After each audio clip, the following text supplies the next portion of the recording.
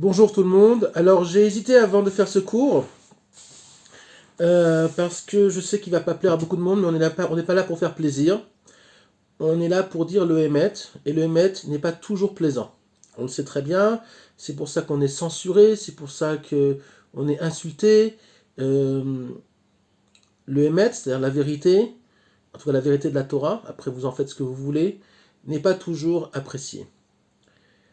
Je vais d'abord parler de ce qui se passe en France avec l'histoire du procès, du non-procès, on va dire plutôt, de l'injustice par rapport à Sarah Halimi. Donc j'ai dédié ces cours aux victimes, on va dire françaises particulièrement, de l'antisémitisme, à savoir Sarah Halimi, Ilan Halimi, les enfants de Toulouse, le Rav de Toulouse, qui a été assassiné aussi, les gens de l'hypercacher et tous ceux que j'ai oubliés, je m'excuse d'avance, Madame Knoll évidemment, évidemment, pauvre Madame Knoll. Alors, c'est un cours qui va être rapide. Les sources, cherchez-les, j'ai pas le temps de tout recenser, mais vous pouvez me croire, vous ne pouvez pas me croire, vous allez comprendre d'où vient l'antisémitisme, et c'est pas forcément comme on voudrait que ça soit. Il y a deux sources de l'antisémitisme. Deux sources. Et je me base sur la Torah, évidemment. Il y a marqué que quand Hachem a descendu donc les 10 commandements, donc quand il y a eu Matan Torah au mont Sinaï à la sortie d'Égypte, la haine des nations est en même temps descendue sur le monde par rapport à Israël. C'est-à-dire que à partir du moment où Dieu, par le biais du Ham Israël, a dit le monde a besoin de limites, puisque c'est quoi la Torah? La Torah nous met des limites pour nous protéger. D'accord? Pas uniquement, mais aussi nous met des limites pour nous protéger. Ok? Tu ne prendras pas la femme de ton voisin, tu ne voleras pas, tu ne tueras pas, etc., etc. Donc on n'a pas besoin, ce sont des lois aujourd'hui qui sont universelles, que la plupart des nations du monde acceptent, d'accord, comme une logique, mais apparemment, si la Torah a été donnée, c'est que c'est pas si logique que ça. Donc c'est la première raison pour laquelle les nations du monde, en tout cas une grande partie, ont détesté Israël, puisqu'il y a des nations qui sont voleurs dans leur essence. Donc on leur a dit non, mais il ne faut pas voler. Donc ça ne leur a pas plu. Il y a d'autres nations, des groupes de pays, les pays ça ne veut rien dire, parce que ça a été fait beaucoup plus tard, mais des groupes de nations où on vous dit ne tuez pas. Donc ça aussi, ça n'a pas plu, etc., etc. Aussi d'autres tribus, d'autres pays où prendre la femme de son voisin, c'est pas si immoral que ça. Donc ça n'a pas plu aussi, etc., etc. Bon, voilà, je ne vais pas rentrer dans les détails. Donc la première raison de l'antisémitisme, c'est que le peuple d'Israël est devenu le flambeau, donc en principe, de la justice, ok, et de la morale. Et la deuxième raison, c'est celle qui ne va pas plaire à beaucoup de monde.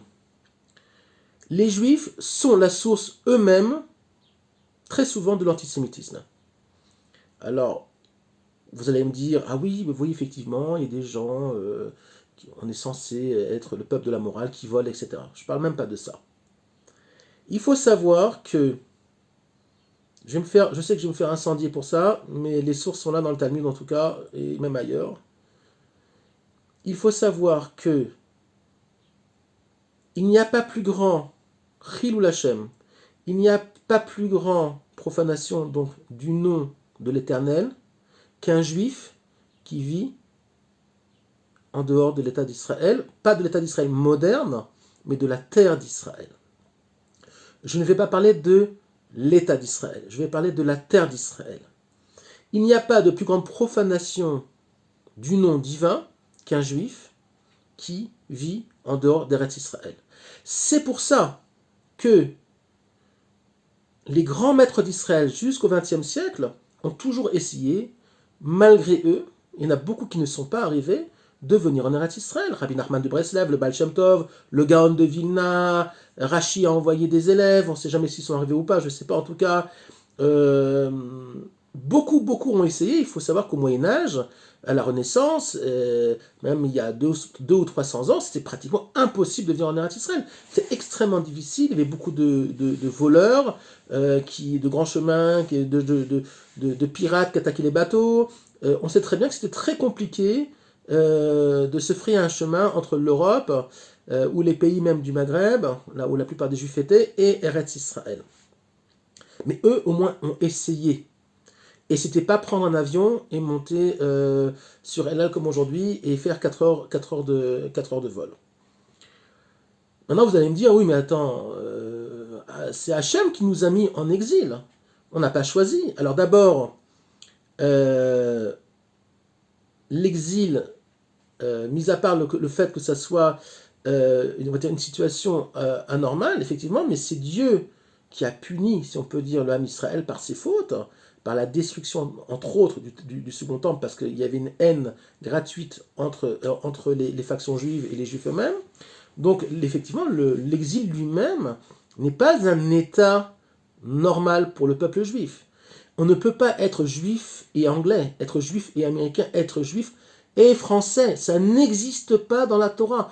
Et si vous entendez un rave, aussi grand qu'il est, et malheureusement, il y a beaucoup de rabbinim en France, par exemple, qui vont dire on peut être juif et républicain, c'est un mensonge de la Torah. C'est un mensonge de la Torah. C'est-à-dire qu'il mentent parce que la Torah ne parle jamais de ça. Ça n'existe pas. Qu'il nous donne une source, une seule source, ça n'existe pas. Ça n'existe pas. C'est un mensonge. Pourquoi ? Parce qu'ils veulent garder leur communauté, parce qu'il y a des intérêts, puisqu'ils préservent l'exil. L'histoire d'Israël par rapport à cet exil, c'est comme un enfant, un adolescent qui casse tout dans la maison, qui fait n'importe quoi, et son père le prend par le collet et le fout dehors, et il lui dit, écoute, tu sais quoi, va prendre l'air pendant 2 heures, et dans 2 heures tu reviens, parce que là franchement c'est pas possible, t'es plus supportable, va faire un tour, va prendre l'air, va respirer, et reviens. Le problème c'est que l'adolescent, finalement, dehors c'était pas mal. Puis à la maison il y a des règles, ok ? À la maison il y a des règles. À la maison il faut faire ce qu'il faut, d'accord ? À l'extérieur, on peut devenir un vagabond, on est hors la loi, on fait ce qu'on veut, il n'y a personne tellement qui va vous regarder. Bon, si la police vous attrape ou autre chose, c'est un problème, mais bon, vous êtes libéré du joug de papa et de maman, puisque vous mettez en place vos propres règles. Donc il n'y a pas de problème, c'est pas mal dehors finalement. Et bien c'est ça le peuple juif. Le peuple juif qui a été mis dehors de la terre d'Israël parce qu'il n'a pas rempli son rôle en Eretz Israël, finalement, au fur et à mesure des années, des millénaires, s'est trouvé finalement, malgré les difficultés, malgré les pogroms, dans certains pays, une certaine aisance s'est créée et on n'avait pas spécialement envie de revenir en Eretz Israël. Alors, ça s'exprime surtout à notre époque, au XXe siècle, où pour la première fois dans l'histoire du peuple juif, on a des rabbinim qui disent finalement non, on peut être juif et français, on peut être juif et américain, on peut être juif et anglais ou autre. C'est scandaleux, je veux dire, au niveau Torah, c'est je vais quand même peser mes mots parce que j'ai pas envie d'être trop dur, je le suis assez. C'est à vomir. C'est à vomir. C'est la source aussi de l'antisémitisme. Pourquoi ? Parce qu'en fait, Am Israël, restant en exil, ne remplit pas son rôle. Parce que son rôle, on n'a plus rien à faire en exil. Même s'il y a un inyan, il y a dans l'histoire de l'exil, ce qu'on appelle de récupérer les nitzotzot, les étincelles du divin un peu partout dans le monde, cette période-là est bien finie depuis la création de l'État d'Israël. Même si l'État d'Israël n'est pas parfait et qu'on n'est que encore à la fin, là on est à la fin de la reconstruction du corps d'Israël, on n'est pas encore dans la construction spirituelle d'Israël, même s'il y a des yeshivot, même s'il y a beaucoup de Torah en Eretz Israël et beaucoup de synagogues, on n'est qu'au début de la reconstruction morale et spirituelle d'Israël. Il a fallu d'abord reconstruire des routes, des villes, une armée, etc. Avec tous les aléas, avec tous les problèmes que ça peut entraîner. Parce que nous sommes que des hommes, et les hommes ont toujours ce yetzer, donc ce mauvais penchant, de toujours vouloir faire revenir les choses à eux. Donc, les gens se battent pour l'argent, comme partout dans le monde. Y a partout des histoires des conflits d'intérêts, que ce soit dans le monde de la Torah, que ce soit dans le monde de l'économie ou ailleurs.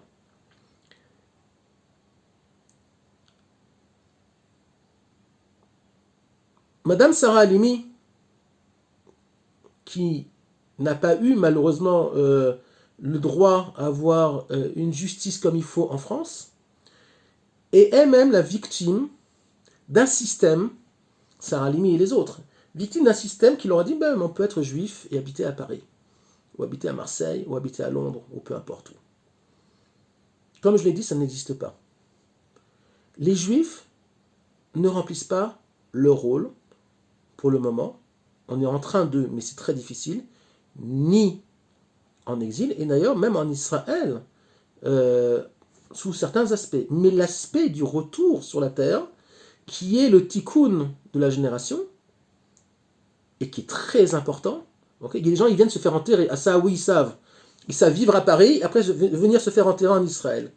Extrêmement grave. Il faut savoir que 80% des poskim, un posek, c'est ceux qui tranchent la loi, interdisent à un juif ayant vécu en Gola de venir se faire enterrer en Eretz Israël. Tu n'as pas vécu en Eretz Israël, tu t'es pas battu pour la terre d'Israël, tu viens pas te faire enterrer ici. Israël n'est pas un cimetière. Ça suffit avec ça. Alors, t'as vécu à Paris, t'as mangé, t'as goûté au miel de la France, des allocs, machin. Ah, putain, tu te rappelles que t'es juif, tu viens te faire enterrer en Israël. Pourquoi on est un cimetière ici? On n'est pas un cimetière. Il y a 20% des poskim qui disent oui, bon, c'est possible. Chacun réglera ses problèmes après avec le bon Dieu. Mais il faut savoir que 80% des décideurs de loi de Torah disent que c'est pas bien de se faire enterrer en Israël si tu n'as pas vécu en Eretz Israël. Maintenant, il y a des gens en France, effectivement, qui ne peuvent pas faire l'Alia parce qu'ils n'ont pas les moyens du tout. Du tout. Moi, je suis venu avec rien. Bon, j'étais plus jeune, mais j'ai décidé, à un moment donné de ma vie, très jeune d'ailleurs, d'abandonner cet exil. Et je me suis jeté dans les bras d'Eretz Israël avec rien. J'avais exactement, à l'époque, 5000 francs en poche. Ok, on m'a pas payé un appartement, on m'a pas payé une bagnole, rien. J'avais rien, d'accord? Et je ne suis pas le seul. Il y en a beaucoup dans mon cas qui sont venus avec rien. Et même récemment, il y a des gens qui sont venus avec rien. Ils bossent. On bosse. Il y a du travail. Il y a plein de travail en Israël. Pour les Français, il y a plein de travail. Celui qui veut faire l'effort, il peut survivre. Il peut vivre même.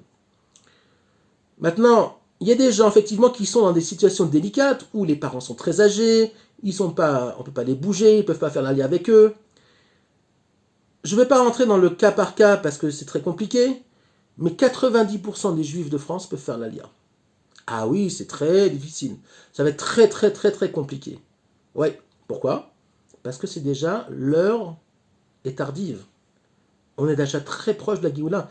Et les portes d'Israël se refermeront hermétiquement à un moment donné de l'histoire. Si vous croyez vraiment que l'histoire du vaccin va permettre au monde de s'ouvrir, mais c'est une embrouille monumentale. Rien du tout.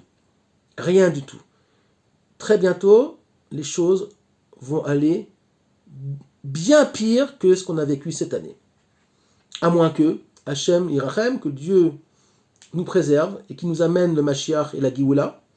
Alvaï, j'espère. On a encore Shavuot devant nous, on espère toujours. On n'a pas le droit de baisser les bras. Mais il faut savoir que sinon, le monde ne va pas aller en se simplifiant, bien au contraire. Il y a des tensions en Europe entre l'Ukraine et la Russie. Ça veut dire en fait entre les États-Unis aussi et la Russie. Un conflit est très possible. Un conflit aussi possible entre la Chine, qui fait partie du bloc donc sino-russe et les États-Unis. Il y a des conflits par rapport à Taïwan, il y a des conflits par rapport aux Philippines, il y a des conflits possibles aussi avec l'Inde. Tout ça, on n'en parle pas dans les médias. La tension militaire est très très grande. Le Gaon de Vilna et le Chafetz Chaim ont prévu une troisième guerre mondiale qui sera 1000 fois plus dévastatrice que la Seconde Guerre mondiale. Pour ça, il est marqué dans le Zohar que Eretz Israël sera comme l'arche de Noé, effectivement, où les gens seront protégés en Eretz Israël, car la terre d'Israël a une nature surnaturelle. On est ici dans le monde du 8 et pas dans le monde du 7. Le monde du 7 étant le monde du 6 et du 7 étant le monde des limites et le monde de la logique. Donc Israël ne fonctionne pas suivant la logique humaine, elle fonctionne suivant une autre logique. Je ne dis pas qu'ici c'est le paradis sur terre pour le moment, pas du tout, il y a beaucoup de choses à réparer, mais, n'oubliez pas, nous sommes à la fin des temps, ok? Se battre pour l'histoire de Sarah Halimi contre l'État français pour qu'il y ait une justice, c'est se battre comme Don Quichotte face à des moulins à vent, vous n'y arriverez jamais. Jamais. Il n'y aura pas de justice pour les Juifs en France, parce que tout simplement, vous n'avez pas votre place en France. Que ça soit bien clair. Vous pouvez vous mentir, vous pouvez vous inventer des nouvelles religions, tout ce que vous voulez. Les Juifs d'Europe, même aux États-Unis, dans le monde entier, là où il y a des Juifs, c'est fini. Beaucoup de rabbinim n'osent pas le dire, nous on le sait, c'est fini. C'est fini. Je ne sais pas combien de temps il reste, 1 an, 3 mois, 2 mois, j'en sais rien. Je ne suis pas prophète, pas encore. Am Israël redeviendra prophète un jour. Tous les membres du peuple juif, pour ceux qui sont en Eretz Israël en tout cas. Comme je l'ai dit dans mon dernier cours, je l'explique pourquoi. Maintenant, je prends un texte de Rabbi Nachman de Breslev qui concerne l'époque messianique et Mashiach.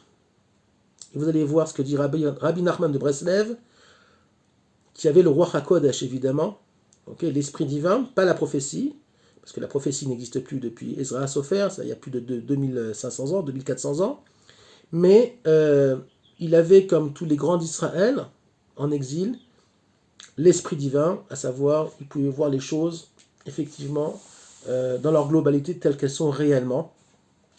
Et il nous décrit donc la fin des temps, ce qui va se passer en Eretz Israël, mais c'est aussi valable pour le monde entier.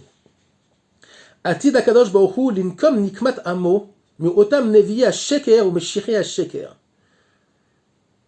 Dans le futur, Dieu va venger son peuple de tous les prophètes et tous les faux messies. C'est qui les prophètes et tous les faux messies? Ce sont tous les faux, tous les rabbinim qui racontent des salades, qui vont vous dire juifs et républicains, tous les rabbinim qui vont vous dire qu'on peut habiter en France, c'est tout à fait légitime, avoir son petit mikvé, le principal c'est que tu mettais tefillin tout le matin, d'accord? Et évidemment les leaders politiques qui vont promettre beaucoup de choses au peuple, et évidemment, au lieu de nous servir, ils vont se servir comme je dis à chaque fois.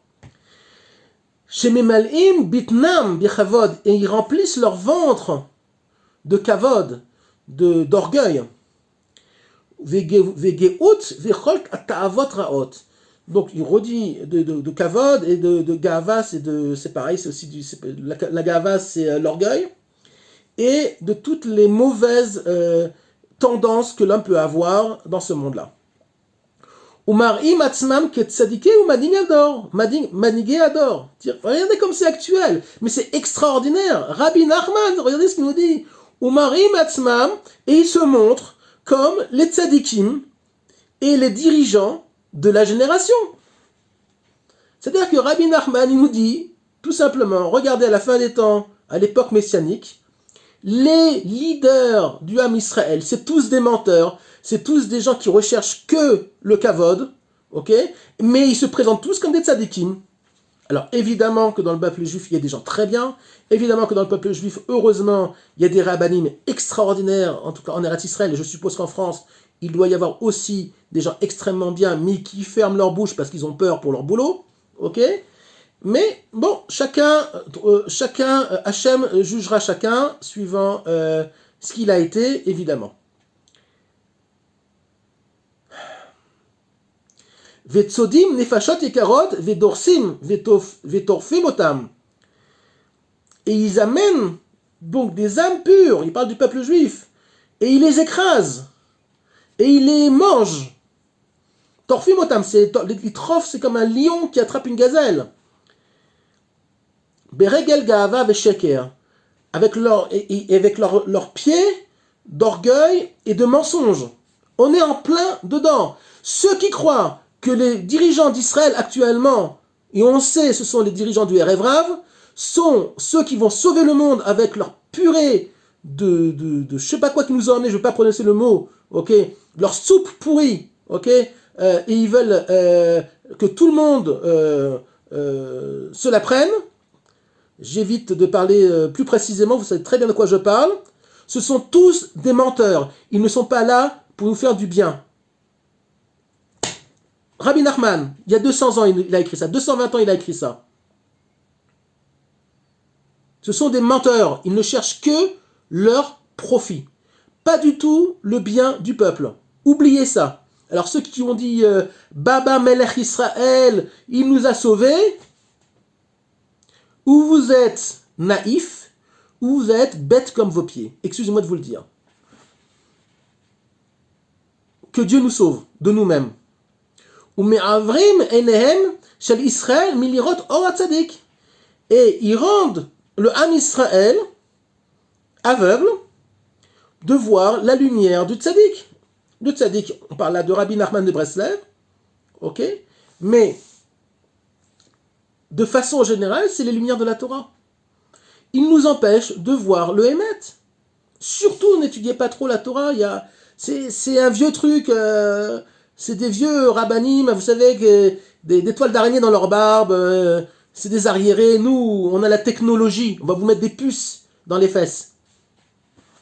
Umanig ha'emet shel kol Israël shemegale umeir or yediat elokut yidbach lechol bayeola ledovador. Et qui vous empêche donc de voir, c'est ce que je viens de dire, les tzadikim de la génération et les vrais juifs de la génération qui veulent vous montrer la vérité telle qu'elle est. Que font les médias? Que font les médias? Toujours, les religieux, ils font trop d'enfants, ils sont sales, ils font que des bêtises. Tout est bon. Tout est bon pour casser du sucre sur la Torah et les juifs qui la respectent. Sheva Medorim. Alors regardez maintenant ce qui est écrit. Ce qui va attendre ces fameux rabbanim et ces fameux leaders politiques du Ham Israël en Eretz Israël à la fin des temps. Sheva Medorim yesh behgeinom. Il y a 7 feux dans la Géhenne, 7 feux en enfer. Kol madar yeshbo shevat alafim chor. Dans chaque feu, il y a 7000 trous. Dans ces trous, il y a vechol chor shevat alafim zdakim. Et dans chaque trou, il y a 7000 fentes. Dans chaque fente, il y a 7000 scorpions. Et chaque scorpion, vechol akrav, shevat alafim chuliot. Chaque akrav, c'est un scorpion, donc il a 7000 parties dans son corps. Chuliot, c'est comme la colonne vertébrale. Okay, des parties comme ça, qui forment donc le corps du scorpion. Vechol chulia, shevat alafim kadim shel ra'al tluim ba. Et dans chaque partie de les structures du corps du scorpion, il y a 7000 poches de poison. Évidemment, c'est une allégorie. Évidemment, il ne faut pas prendre ça comme un pshat. Tout simplement, ça veut dire quoi? Que tout simplement, leur dîne va être terrible. Vechulam mezumanim le rechaim. Et tout ça, c'est prêt pour ces rechaim-là, pour ces méchantes personnes, pour ces gens qui ont diffusé le mensonge, qu'ils aient une barbe blanche jusqu'aux genoux ou pas, qu'ils soient à la Knesset ou pas. Dieu seul sait qui passera par ceci. Adovrim ala tzadik aemet begavat ou bouz. Donc il parle au tzadik avec beaucoup d'orgueil. Et bouz, ça veut dire genre t'es qu'un imbécile. Ou mitlotzetzim ou mevazim sfarav vetalmidav akdoshim. Et qui rigolent et qui disent ouais, vous racontez que des salades. Et qui rigolent donc des élèves de ce tzaddik. Tout simplement, ça veut dire quoi? En gros, que oui, Dieu réglera les comptes. Évidemment. Chacun suivant ce qu'il a fait ou surtout ce qu'il n'a pas fait. Voilà. Donc, je suis désolé d'avoir donné un cours aussi rude, mais il est temps de dire le Emet tel qu'il est. Vous pouvez, pour Sarah Halimi, aller manifester dimanche, mais sachez une chose. Vous voulez vraiment, vraiment manifester pour Sarah Halimi? Faites une chaîne de Teilim, n'allez pas vous promener dans les rues de Paris. N'allez pas vous promener dans les rues de Paris. Les gens rigolent, les gens s'en foutent, la plupart s'en foutent. Il y a quelques Français non-juifs qui vont venir, certains politiciens qui vont faire les marioles, qui vont venir aussi. Mais tout le monde sait bien que de toute façon, c'est du vent. C'est que du vent. Malheureusement, c'est comme ça. Je ne peux rien vous dire de plus. Faites vos valises. Vite. Je sais qu'ils vont dire je peux pas, je machin, je truc. Vous faites ce que vous voulez, évidemment. Ok, on sait qu'Israël, c'est pas parfait pour le moment. Israël se construit, et elle se construit vers le bien. Ici aussi, Hachem s'occupera de qui il faut, et comme il faut des choses. Il faut lui faire confiance. Voilà. Je vous souhaite en tout cas beaucoup de courage à tous, parce que je préfère être sans un rond en Eretz Israël que avoir ne serait-ce qu'une vie moyenne, même moyenne moins, en France. Je ne fais pas confiance à la police française.